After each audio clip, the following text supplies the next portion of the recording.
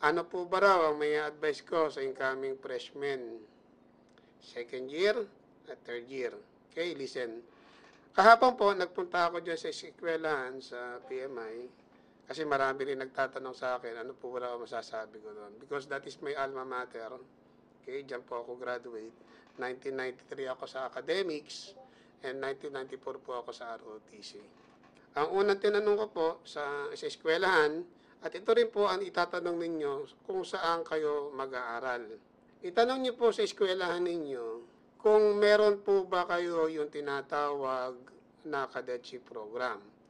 Doon sa eskwelahan na pinuntahan ko kahapon, meron siya na tinatawag na CDP or Cadet Development Program.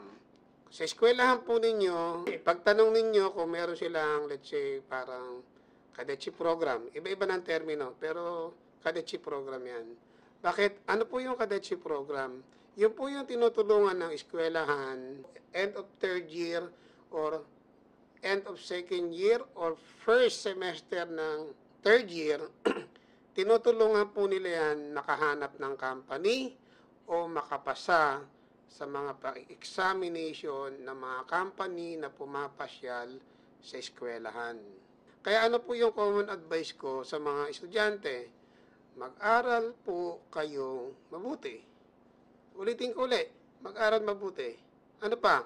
Mag-aral mabuti, mag-aral mabuti. Wala po kayong ibang duties and responsibilities bilang estudyante, kundi ang mag-aral po kayong mabuti. Why? Bakit ko sinasabi laging mag-aral mabuti?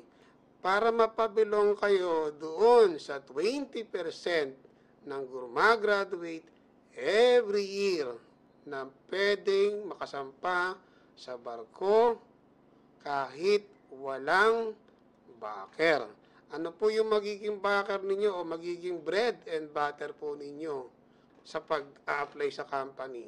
Yung pag-aaral niyo pong mabuti, yung magandang grades ninyo, yung maraming knowledge po ninyo na natutunan nyo dyan sa loob ng eskwelahan po ninyo.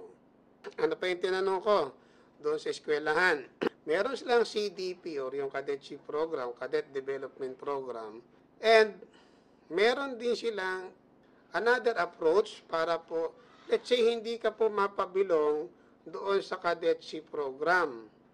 Itanong din ninyo sa eskwelahan ninyo kung meron ba sila dyan, yun pong pagdating mo ng second year, nagpapa-qualifying exam po